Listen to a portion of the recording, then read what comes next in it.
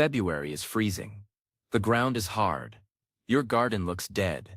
And yet, right now this month you could be starting vegetables that'll give you fresh food while your neighbors are still browsing seed catalogs. Sounds impossible? It's not. 7 specific crops laugh at cold weather. And if you're not planting them in February, you're leaving food on the table. Let's get into it. Here's what most gardeners get wrong about February planting. They think because it's winter, nothing grows. That's true for tomatoes and peppers. Sure, those things need warmth, sunshine, and your constant attention like needy houseplants. But there's a whole category of vegetables that actually prefer cold weather. They germinate better in cold soil. They taste better when grown in chilly temperatures. And some of them will literally die if you wait until it's warm to plant them. These are cold season crops, and February is their sweet spot. We're talking about vegetables that can handle frost, that don't mind if it snows on them, that actually get sweeter when temperatures drop. Your great-grandmother knew about these. Somewhere along the way we forgot, so let's fix that. 7 vegetables. All of them can start in February. Some of them you're planting directly in the ground, even if there's still frost. Others you're starting indoors to transplant later. But all of them are going to give you food way earlier than you thought possible. Number 1 on the list, and this might surprise you, is peas. Yeah, peas. Those sweet little green things that come in pods. You can plant peas in February in most climates. And in some climates, you absolutely should. Here's the science behind it. Peas germinate in soil as cold as 40 degrees Fahrenheit. That's cold. Most vegetables won't even think about sprouting until soil hits 50 or 60 degrees. But peas, they're out there germinating while you're still wearing a winter coat. The seeds can sit in cold soil for weeks, just waiting for the right moment. And when they do sprout, the young plants can handle frost down to about 25 degrees. The trick with February pea planting is knowing your climate. If you're in USDA hardiness zones 6 and warmer, you can direct sow peas in late February. That means putting seeds straight into the ground. If you're in zones 3 through 5, you're probably waiting until late March or early April. But here's the loophole. You can start peas indoors in February in those colder zones. Give them a head start, transplant them out in March, and you're still ahead of the game. When you plant peas in February, you're racing against time, but in a good way. Peas hate heat. When temperatures consistently hit 70 degrees, peas start struggling. They stop producing, the pods get tough. The whole plant throws in the towel. So the earlier you plant, the longer your harvest window before summer kills them off. February planting means you're harvesting in April or May, while it's still cool, when peas taste their absolute best. And let's talk about varieties for a second. You've got shelling peas, snap peas, and snow peas. Snap peas are your best bet. They're cold hardy. They produce like crazy. And you can eat the whole pod. No shelling required, which means less work for you. Varieties like Sugar Ann or Sugar Sprint are specifically bred for cold tolerance. Plant them in February, and you'll be eating fresh peas while your neighbors are just thinking about planting theirs. Next up, number 2, spinach. If there's one vegetable that was designed for February planting, it's spinach. This stuff is basically indestructible in cold weather. Spinach can germinate in soil temperatures as low as 35 degrees. The plants can survive hard freezes, down to 15 or 20 degrees, especially if you give them a little protection. Spinach is a perfect February crop because it grows fast and it hates heat even more than peas do. Plant spinach seeds directly in the ground in February, and you're harvesting baby spinach leaves in 30 to 40 days. That's March or early April. By the time it hits late May and temperatures are climbing, your spinach has already bolted, gone to seed, and you've moved on to warm season crops. Here's something most people don't know about spinach. It tastes different depending on when you grow it.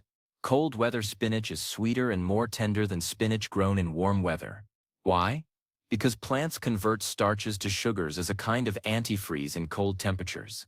It's a survival mechanism. But for us, it means better tasting greens. The strategy for February spinach is succession planting. Plant a row, wait 2 weeks, plant another row. That way you're not harvesting everything at the same time. You get a continuous supply of fresh spinach for weeks. Some people plant spinach every 2 weeks from February through April. By the time the last planting is ready, The first planting is done, and you've had fresh greens the whole time. Varieties matter here too. For February planting, look for cold-hardy varieties like Bloomsdale Long-Standing or Regiment. These are bred to handle temperature swings and resist bolting. Hybrid varieties tend to be more reliable than heirlooms for early planting, though there are exceptions. Number 3, and this one's a favorite, is lettuce. February lettuce planting is one of those secret weapons that separates gardeners who know what they're doing from gardeners who are just following the calendar on the seed packet. Lettuce is similar to spinach in its cold tolerance. It germinates in cool soil, it grows fast, and it absolutely despises heat, either indoors or directly in the ground depending on your zone, and you're eating salads in March and April.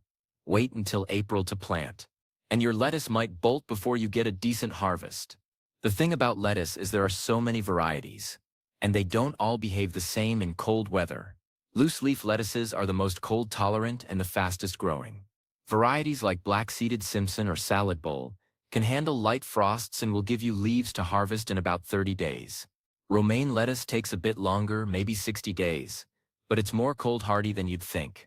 Head lettuces like iceberg are the slowest and the most sensitive to temperature swings. So for February planting, stick with loose leaf or romaine. Here's a pro tip for February lettuce. Start seeds indoors under grow lights. Even if you're in a warm zone, lettuce seedlings are tiny and vulnerable.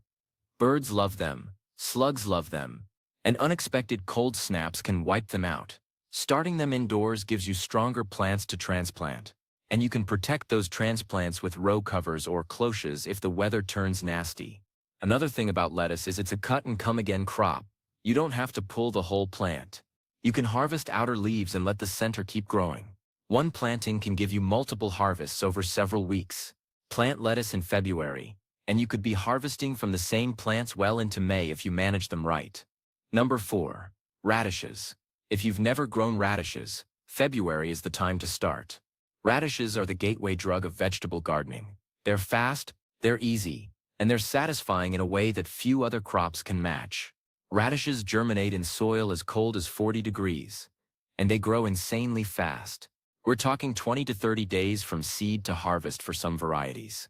Plant radish seeds in February, and you're eating fresh radishes in March.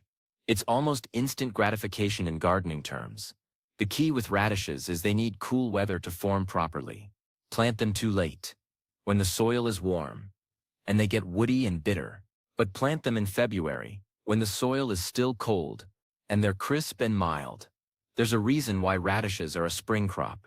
They belong in cold soil. Varieties for February planting include the classic Cherry Belle, which is round and red and ready in about 22 days. French breakfast radishes are longer and milder, ready in about 25 days. If you want something different, try Easter egg radishes, which come in multiple colors. They're not just red. You get pink, purple, white, all in the same packet. Same cold tolerance, same fast growth, but way more interesting on a plate. Radishes are also a great intercrop. Because they grow so fast, you can plant them between slower growing crops. By the time the peas and lettuce need the space, the radishes are already harvested. You're using the same soil for 2 crops at different times. That's efficient. Here's something else radishes do that most people don't realize. They break up compacted soil. Radish roots push down into the ground, and when you pull them up, they leave little channels. Those channels help aerate the soil and make it easier for other plants to root deeply. Plant radishes in February in a new garden bed, and you're not just growing food, you're improving your soil. Number 5, and this is where it gets interesting, is onions. February onion planting is critical if you want big, storage-worthy onions later in the year. Onions are photoperiod sensitive, which is a fancy way of saying they respond to day length. They start forming bulbs when the days reach a certain length, and that happens in late spring and early summer. If you plant onions in February, either from seeds, sets, or transplants, they have time to grow a strong root system and lots of green tops before they start bulbing. More green tops means bigger bulbs. Plant onions too late, say in April or May, and they don't have time to develop enough foliage before day length triggers bulbing. You end up with small onions. The trick with February onions is choosing the right variety for your latitude. Onions are divided into short day, intermediate day, and long day varieties. You want short day onions. They start bulbing when days are about 10 to 12 hours long.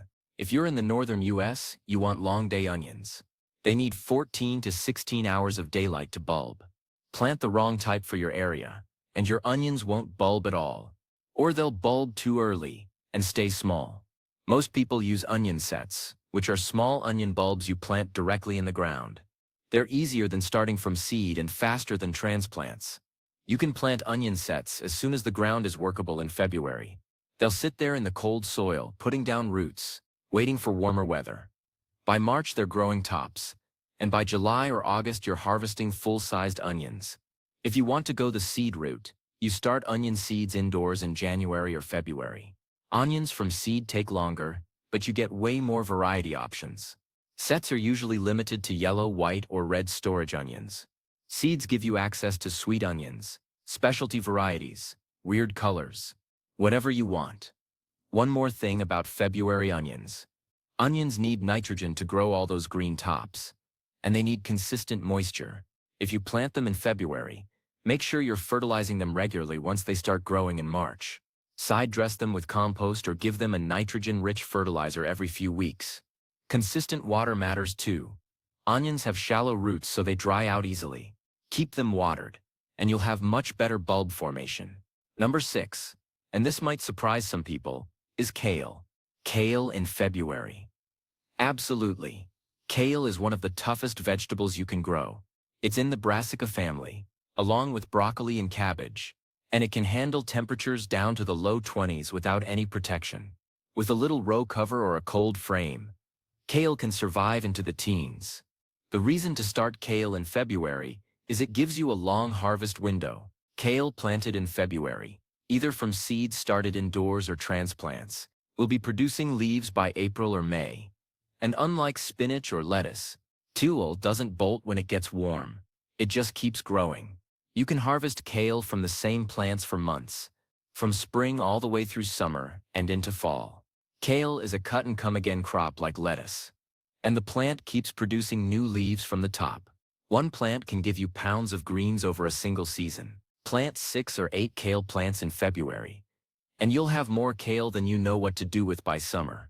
Varieties for February planting include the classic lacinato kale, also called dinosaur kale.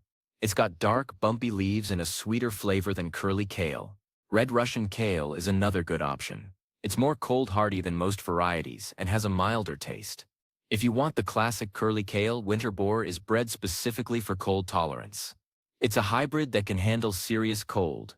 Here's a trick with February kale. Start the seeds indoors in late January or early February, then transplant them out in March. They can handle transplant shock way better than most vegetables, and transplanting gives you a head start. You're harvesting leaves in April instead of May. Kale also benefits from frost. Like spinach, kale converts starches to sugars in cold temperatures. Kale harvested after a frost is noticeably sweeter than kale grown in warm weather. Some people won't eat kale until after the first frost, because the flavor is so much better. February planting means your kale is experiencing those cold nights in March and early April, and it's improving the flavor. Is broad beans, also called fava beans. If you're in the US, you might not have heard of these. They're more common in Europe and the Mediterranean, but they're perfect for February planting, and more American gardeners should be growing them. Broad beans are incredibly cold-hardy. They can germinate in soil as cold as 35 degrees, and the plants can handle hard frosts. In fact, broad beans need cold weather. If you plant them in warm soil, they struggle. They're the opposite of regular beans. Regular beans are warm-season crops that die if you look at them wrong before the last frost. Broad beans are cold-season crops that thrive in conditions that would kill other beans. The reason to plant broad beans in February is they need a long, cool growing season. From seed to harvest is about 80 to 100 days. Depending on the variety, plant them in February, and you're harvesting in May or June, before it gets too hot. Wait until April to plant, and they'll be maturing in July when it's hot, and the beans will be tough and bitter. Broad beans are also nitrogen fixers. They have a relationship with soil bacteria that allows them to pull nitrogen from the air and convert it into a form plants can use. When you grow broad beans, you're not just growing food. You're improving your soil for whatever you plant next. After you harvest the beans, cut the plants off at ground level and leave the roots in the soil. Those roots are full of nitrogen that will feed your next crop. Varieties for February planting include Aqua Dulce, which is one of the most cold-hardy varieties. It's bred for fall and winter planting in mild climates, but it works great for February planting in colder areas too. Broad Windsor is another good option. It's a classic variety that's been around forever, and it's reliable. One warning about broad beans. They get tall. We're talking 4 to 6 feet tall, depending on the variety. They need support. Plant them along a fence or give them stakes or a trellis. And they need space. Don't crowd them. Give each plant at least 6 inches of space. More if you can. They're big plants that need room to grow. Now let's talk about how to actually make February planting work. Because there's more to it than just throwing seeds in the ground and hoping for the best. February weather is unpredictable. You might have a week of mild temperatures followed by a hard freeze. Your soil might be frozen solid one day and workable the next. You need strategies. First strategy is soil preparation. If your soil is frozen in February, you're not planting anything. But in many climates, the soil is workable in February, at least on the surface. The trick is to prepare your beds in the fall before the ground freezes. Amend them with compost, get them ready to plant, and then in February you can work with them even if they're cold. If you didn't prepare in the fall, you can still make it work. Wait for a mild day when the soil has thawed a bit. Work the top few inches with a garden fork or a hoe. You don't need deep tillage for small seeds. Just break up the surface, make it crumbly, and you can plant. Second strategy is protection. Just because these vegetables can handle cold, doesn't mean they enjoy it. Giving them a little protection makes a huge difference. Row covers are your friend in February. These are lightweight fabric covers that let light and water through but provide a few degrees of frost protection. Drape them over your planted rows and secure them with rocks or soil. They'll keep your seeds and seedlings a bit warmer and protect them from the worst of the cold. Cloches are another option. These are individual plant covers, like little greenhouses for single plants. You can buy fancy glass cloches, or you can just use cut-off plastic milk jugs. Same principle. They trap heat during the day and release it at night, keeping the soil and plant a few degrees warmer. Cold frames are the next level up. A cold frame is basically a bottomless box with a clear top, usually an old window. You build it over your garden bed, and it creates a microclimate inside. The temperature inside a cold frame can be 10 or 15 degrees warmer than outside. You can plant way earlier in a cold frame than in open ground. February planting in a cold frame works in climates where February planting in open ground would fail. Third strategy is timing. Not all of February is equal. Early February in most climates is still deep winter. If you're unsure, wait until mid to late February. Plant on a day when you've got a few mild days ahead. Give your seeds the best possible start. For some of these vegetables, especially in colder climates, February is the month to start seeds indoors, not to plant outside. Lettuce, kale, onions, even peas can be started indoors in February and transplanted out in March or April. You need grow lights, seed starting mix, and containers. It's more work than direct seeding, but it gives you more control and a longer growing season. Here's the thing that ties all of this together. February planting isn't about following rules. It's about understanding your climate, knowing your vegetables, and being willing to take some risks. Gardening is always a gamble. You're betting against weather, pests, and your own forgetfulness. But February planting is a gamble with good odds. These 7 vegetables want to grow in cold weather. They're on your side.